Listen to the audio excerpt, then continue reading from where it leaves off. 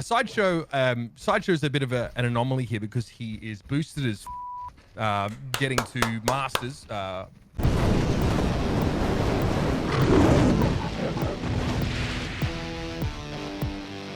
Right now, we can even talk about the contrast of like hero picks, right? Because we had the Lucio for Jayne lost against like Mercy Batiste on 9-0, and you could see what, you know, maybe having less overall healing with a Lucio in your composition, but still that displacement ability, especially on Ilios, where environmental kill potential is real, and just thought, you know, did that a little bit there. This is also the point where we'd make sure we just, you know, add presented by IBM after every sentence we say, right? Otherwise we're going to get fired. You know? Otherwise we're throwing. Yeah, that's right. So otherwise it'll be like, Uber is an ass. We're not working with them anymore. So this is the best of 3 presented by IBM. By the way, IBM. All right. Well, I mean, let's go and play map 2 then. I figure King's Row is the popular choice for hybrid. So let's go there and see if so Jayne lost up 1-0. We'll see if they can 9-0 can bring it back. All right, so let's pretend we're back from commercial break. You want to open up? Now, all right. Well, Jayne, quite often I, face scrutiny of, commentating the highest levels of Overwatch while only being a platinum player. I feel like now, though, I've finally sort of satisfied the requirement of being at least as good as the players that I'm casting, and I feel like this is really working for me. Welcome back, of course, to our best of 3, or our 3-map Pug series. I'm Mitch Leslie here, joined by the one and only Jayne, and already Jayne lost coming out of the gates, almost prophetic in their name, starting to dominate on Ilios now as we head into map 2. Yeah, this is going to be map 2, a fan favorite, a viewer favorite, and my favorite as well. Of course, you know it, you love it. It's King's Row. And, you were saying that you finally satisfied the requirements, but I actually think that, of all the caster battles out there, aren't you higher than average for most? I know that old Monty and Doe are around gold. Well, you see, the casters that are bad just don't tell you what their rank is, and they will try and protect that rank. Sideshow's a bit of an anomaly here because he is boosted as getting to Masters by the assistance of his GM viewers on different accounts. So. But myself, Matt, Bran, we're all sort of mid to high plat, maybe low diamond if we apply ourselves. Some of the other casters, we don't talk about their ranks, we just want to protect their sort of reputations. Well, if 9-0 struggles in this one and Jayne loss goes up 2-0, we may have to get you subbing in there as the ringer to make sure that they've got a hard carry on their team. But looks like the attackers here, 9-0 starting off, are going to be going with the Torbjorn. So maybe trying to pull it out. It is going to be Shred the Gnar, who had some very, very high impacts on McCree as well as Junkrat. And so now we're seeing a very flexible player start to develop here in Shred the Gnar, and being backed up again by Gravius, who is on the Ashe.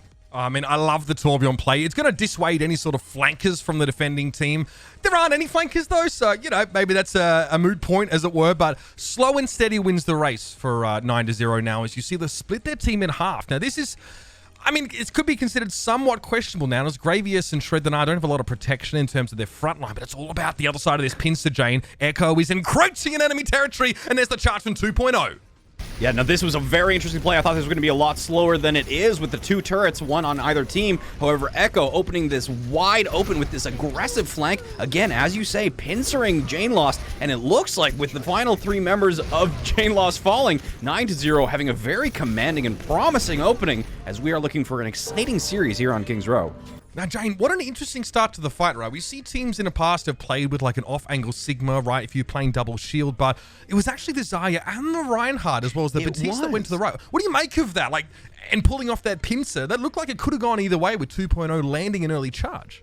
It could have been, and I think the unspoken kind of hero of that fight was Dax the Leader, in the fact that 2.0, again, one of the primary players from Jayne loss that we've been looking at, landed the pin onto Echo, but Dax the Leader there with the bubble actually prevented that damage, got the charge, and that was the reason that point got blown wide open again. So really great synergy from Echo and Dax the Leader, and as a Molten Core comes out, we'll have to see if Jayne loss can keep the momentum.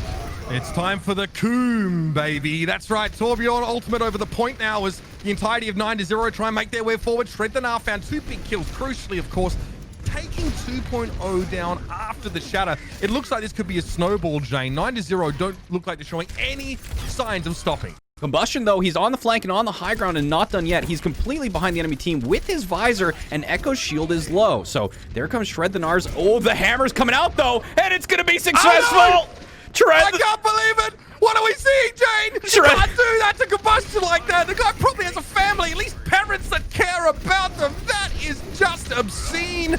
However, despite insult and injury being suffered in equal measure, Jayne Lost are able to stabilize here. Shreddanar's turret is down and Echo is forced to back up a little. And they have done a great swap here. Fedora started with the Pharah, started on the Bastion, now on the Pharah, and that's doing great work, especially against the Torbjorn. Jukes the nano Earth Shatter, has this barrage, looking for an opportunity, could be coming momentarily here, looking for it, but Bob in the back line going to be shutting down those hopes and dreams right quick as Gravius finally getting some great value. Bob shutting this down, and 9-0 is going to be pushing in.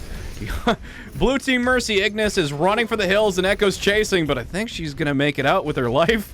Maybe not her dignity, but at least she's alive and they'll be able to fight another day. But again, 9-0. Remember that they lost on Ilios, but at the same time, they're rolling into third point here, Kings Row, with almost 5 minutes on the clock. Now, Combustion, Fedora, both the DPS players from Jayne Lost have their ultimates, but again, you got to use them if you want to win. Dead right, and you can see already, I think Hiss is trying to build up as much charge as possible. I think 2.0 didn't quite understand that it wasn't a friendly bubble available. Once more, the Coom comes out over the point here. Echo's going to drive forward now. Fedora never sitting in the backline, solo with the barrage, and oh dear, that did not have the intended effect. Shreddanar goes down, but I mean, the numbers really favor 9-0, Jayne. They do. Combustion managed to get a good pickup on Gravius from the backline through this tactical visor, but it's a little bit it's just too little too late, and the vast majority of 9-0 is alive, and now Azalea's going to push their advantage with the window as long as they can survive. Combustion's assault on the healer. I think the 2.0 is going to drop. Hammer gets blocked, but he's nailed, and this could be the end as 9-0 is going to be taking revenge for what the injury that they suffered on Ilios, but things are turning around. 2.0 once again carrying as this isn't quite over yet, and Jayne Lost is still showing a little bit of life.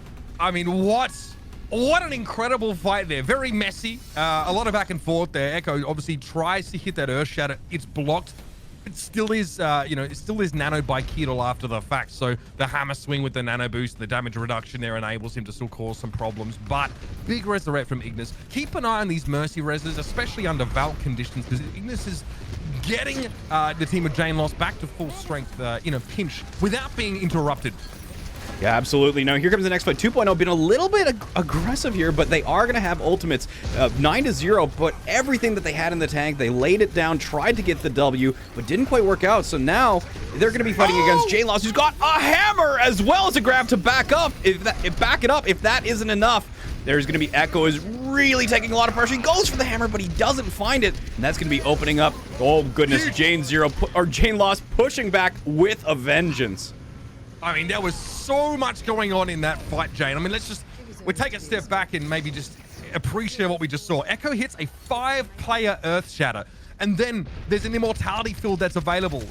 So they're hit by a 5-player Earth Shatter, should I say, from 2.0. Izella deploys the immortality field, keeps the team alive. Then we see Keetle hit a 4-player biotic grenade, and still the defending team are able to stay alive. And it's huge now, Jayne, because they have Graviton and they have Barrage for the next fight. Crucially, 2 big ultimates that can just decimate the attackers of 9-0 in a pinch. And Jayne Lost, they've had to burn off this time bank, doing well so far, but it's going to have to keep using these ultimates, keep using them in combo together and early if they want to win. Here comes Barrage. No. That's huge. Fedora finds 3 and gets most of the damage required on towards Echo, and that is it. What is huge about that, Jayne, is that they didn't even need to use the Graviton Surge. 9-0 just filed themselves in towards that small opening on the right-hand side, and Fedora blew them up. In terms of ult economy, that is a gigantic win for the defenders. Especially since they can regain that ult economy, like you said, by grabbing early, have their Pharah shooting into it. And even if they don't win off of that grab, the shield's going to be so low that the tactical visor finishing up can help things out. Then I came a little bit too late there to get used with that amplification matrix, but great immortality field, and big bad bustling Bob steps up and mows Combustion and Hista both down. And now the attackers, after a really good start, they slowed up a little bit. Jayne Lost started to find their feet, but now we're going to be into last fight territory. Great flash in the opening as 2.0 tries to peek his head out of spawn. Fedora going to be able to get to the point. A big charge from 2.0. Doesn't quite get Echo, but Combustion finishes the job from the background. Huge shatter, another big one. It's a 4-player Earth Shatter from 2.0. And once more, the defenders are defying the odds. They step up with Reinhardt at the 4, and there's nothing that Izella can do except try and exo boot up but he wants to get to the moon. He won't escape. Twice denied. Jayne Lost has held them at the very last. That was Dax the leader's chance to shine. Tried to land the Graviton in order to prevent the touch, but unfortunately for them, 2.0 once again the absolute difference maker, being charging Echo onto the point to get the touch as well as start moving the health pools in the advantage of Jayne Lost. And they've been twice denied. Will it be thrice? We'll have to find out, but there's only 20 seconds left and 9-0 wants this full completion. I mean, we'd love a bit of Ryan brawl here, but eventually the dam's going to break and the kills are going to start flowing. He still looks pretty charged up, but Echo goes for a crazy charge, and he gets the connection. That's the opening now that 9-0 looking for. Another big Earth Shatter. Combustion knocked to the ground. Immortality field maybe not necessary, but again, Ignis gets in the backline with a sneaky res on 2.0, and the attackers don't realize it. Reinhardt is swinging through their ranks, and he's already found the one kill on the Ana. 2.0 goes low, needs to be kept alive. He could have had a shatter, but it wasn't to be. Fedora Dev from the right gets free with a gigantic barrage, and again the defenders again and again have managed to slow 9-0 down, this time for good, as that'll be the hold here deep in the Foundry phase. What an incredible turnaround here from Jayne Lost. They seem to lose a little bit of their footing, stumble. The first and second point just got blown away, and at 9-0 entered that third point with 5 minutes remaining. And what we were normally seeing from a Bastion play or a Mei play from Fedora was completely outclassed by this individual's confidence. Their skill on the Pharah, absolutely incredible. Sneaky plays, that 3-man barrage at the very end, of course, making 9-0, their record thrice denied, trying to push that payload all the way in. So Jayne Lost, you know, they were looking a little bit hesitant there, but definitely still in it to win it. And with them preventing the full capture on third, that is setting themselves up so well to complete this map and move up 2-0 in our Pug series. You know, Jayne, we talked about in the break how maybe, you know, not having the Mercy meant that you would have the option of like a Lucio, an Ana, or whatever. We saw that I think, you know, Jayne Lost got a lot of value out of the Lucio in the first map. Ignis there, that sneaky resurrect. Yes. The fight is halfway through, and they sneak into the backline and resurrect a Reinhardt. It buys so much time, and 2.0 builds an Earth Shatter just off swinging in the enemy backline. That Mercy play, that is clutch. That is someone I wanted to point out as well, was Ignis. And one of the reasons that I thought that 9-0 might have actually gotten that full cap was that they finally took out Ignis, and Ignis was at 95% of the Valkyrie. But without that clutch play from Fedora Dev, I think that the reason that Jayne Lost was able to actually turn that around and hold was absolutely off of Ignis's Mercy play, as well as some very, very clutch resurrects. Now, on defense, we are going to have a Torb here for Gravis. So, again, this time it's not Shred the Gnar, but a defensive Torb is strong, but there's no real flankers again from the attackers. Echo gets caught out there. That's just mispositioning, and it's going to really hurt 9-0 now as 2.0 is coming home to roost. The man is hungry. There's a Torb tower up on the point, but good friendly bubble given a 2.0 by Hister is going to mean the Ryan is kept easily protected. And Jayne looking into the next fight. Look at how some of these ultimate percentages are building up for the attackers. This could also be a snowball. This could be a massive snowball. Specifically, look at Ignis. Again, the Mercy player who we keep shouting out, already at 80% to Valkyrie. Going to be Valkyrie probably before this point is even capped. You know, Shred the Gnar was on the high ground. Yeah, at 61%, but unfortunately, the rest of the team just fell over, and we're going to have blowouts for both of these first point defenses. 2.0 getting extremely well supported for how much damage that 2.0 was putting out at 77% to that Earth Shatter. But, you know, the only reason that 2.0 is being able to get as much value as they are is, again, from the support of Ignis, who now has Valkyrie, and that is going to be absolutely critical in the next fight, as well as Desat, who's helping 2.0 actually be able to make those plays and get into the positions necessary to win. One player on the cart right now, Jayne. That's just going to be Desat moving it up. But the rest of Jayne Lost have a lot to work with in terms of ultimates. They're extremely close to very impactful teamfight winning abilities. 2.0, yeah, he's going to have a shatter right now. He may not need to use it. He gets rid of Echo, and that may be enough. Controlling the higher ground here for the attackers is important. You can see failing to do that, Jayne Lost is just sort of, they're backtracking a little bit here and returning to the cart.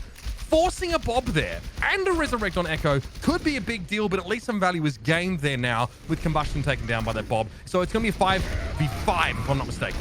Shatter from 2.0 misses, and that's going to be punished real hard as the Dynamite lands, and 9-0 very quickly cleans that up. Ignis is going to be running away.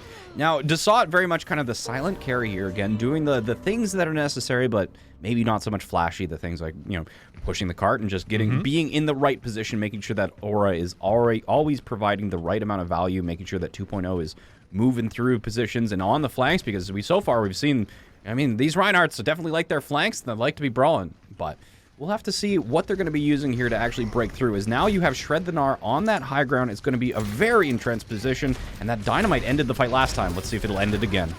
Powerful position for the hit scan there. Shred the Gnar's going to stay up there. Gravis drops down straight into a Graviton Surge.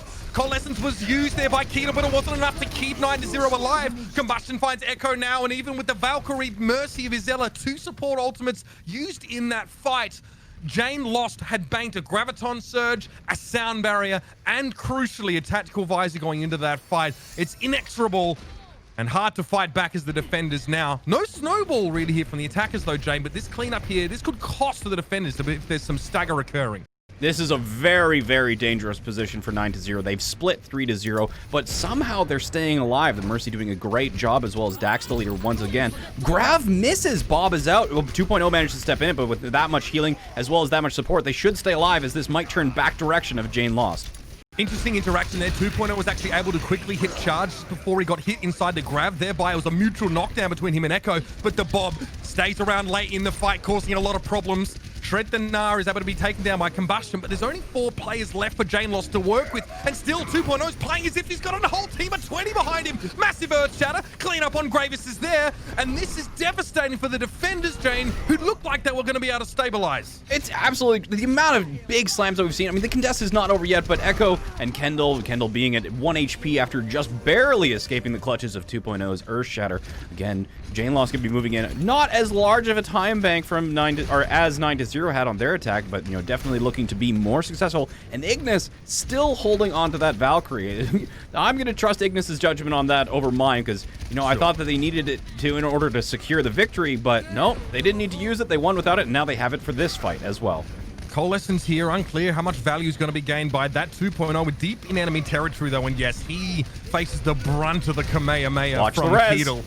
Out, res there from Ignis. Still, it's going to be a 5v6 sort of fight, and Ignis, well, they have to give their life in order to get the resurrect, and ultimately, it's just more ult charge seeded over to 9-0. Now that they've finally gotten position here, this is going to be one of the nicer positions for 9-0 hold, and they know the strength of that because this is the position that Jayne Lost used and abused in order to prevent 9-0 from actually getting this full capture. So they know how this game works. You are going to be able to see Shred the Gnar, who has had a fantastic position throughout this entire fight, is going to be on this high ground, has the dynamite to throw it over 2.0's shield, as well as another Bob ready to go. Now, this is the part of the map where Desort is going to be looking for some environmental kills if possible, but again, Bob is used. It's into the back line. Desort currently suffering his scrutiny, and this is going to mean now that a Graviton Surge is available for the defenders. They've bought enough time. Bob's down. It's Izella traded out, though. A solo Graviton from Dax to leader to try and make sure Fedora Dev couldn't repeat history and get a huge flanking barrage. But Echo hits a gigantic shatter, and the defenders here look to be not doing too bad either. Gravis, though, that one... I think that's a fat finger. I don't think... That's a thonker. That's a thonker. You know what? There was a lot of great elements traded back and forth, including Combustion, who just barely got shut down by a fantastic shot from Shred the Gnar. But yeah, I'm going to pass that one off to a fat finger. Fedora is back. Hister having that Graviton. You know, Dax the leader, again, using that Graviton in a way that they only needed 1 kill in order to be successful, but I don't think that's the way Hister wants to play this. Huge pick from the high ground. Shred the Gnar getting a kill to start the fight off. Ignis gets a resurrect, but still the attackers are crumbling. Jayne Lost, they're so close. They see the light at the end of the tunnel, or the foundry as it were, as the minute and 45 seconds, they pretty much just have to finish the map. But that hasn't been going so well. That's a big overextension from Echo there, and Izella could resurrect, but that would be deep in enemy territory. This is going to be a very challenging one here, because with Shred the Gnar in such great position, landing those headshots, getting great dynamites, and charging, they already almost have another Bob. And Fedora Dev, you know, relying on that character, Grab's coming out, Fadus doesn't catch anybody, Desot pushing forward with the sound barrier, Resurrect, Komi got, and I mean, anything can happen in this fight. No doubt about it. Sitting in the back line was Combustion inside the biotic field. Ignis pops the Valk, and it's going to need a lot of healing to patch this one up. It's a gushing wound, and just the suture from Ignis is not going to do the job. The entirety of Jayne Lost get absolutely pounded by another big shatter from Echo. Fedora Dev definitely struggling on this Pharah compared to the success they've seen in the rest of the map. It's going to be very, very challenging for Fedora to try and find the space as well as the targets that they found previously. With Shred the Gnar not only entrenched on that high ground, but getting pocketed, they're in the open and they don't have any sort of tanks like Winstons or Divas or a Wrecking Ball, which could help them clear Shred the Gnar off that high ground. 2.0 wants to push up, but 5 plays hit with the dynamite means that there's going to be another Bob on the way. He's being FedExed to the back line of the attackers right now, but he wasn't necessary. Combustion tried to challenge the high ground. He was knocked off by the coach gun straight down the gurgler, and so too do the hopes of Jayne lost now as they are running out of time. Jayne, they have one more chance, if that, to get some semblance of a fight. Only 10 seconds remaining in Combustion. He's trying to take things into his own hands, teleporting the high ground to face that Ashe, but it did not work out for last time. And with this ultimate coming out from Gravius, I don't think anybody's going to even touch. He had to do it to him. Gravius in the front line with attack visor, and the Graviton seals the deal. We have a tied series as 9-0 fire back, taking map 2 pretty darn convincingly. What an absolute comeback from 9-0. They struggled there for a little bit, but they managed to hold on third. You know, again, just making this a 1-1 series. Some fantastic plays from both teams, especially Echo, who is once again getting this play of the game. Got basically the 5K. Gravius and Bob, of course, finishing off those last 2 targets, but they would have fallen to Echo either way. And even Echo was the one responsible for blowing open that first point with the assistance of Dax Deleter on that pincer maneuver that we were talking about previously.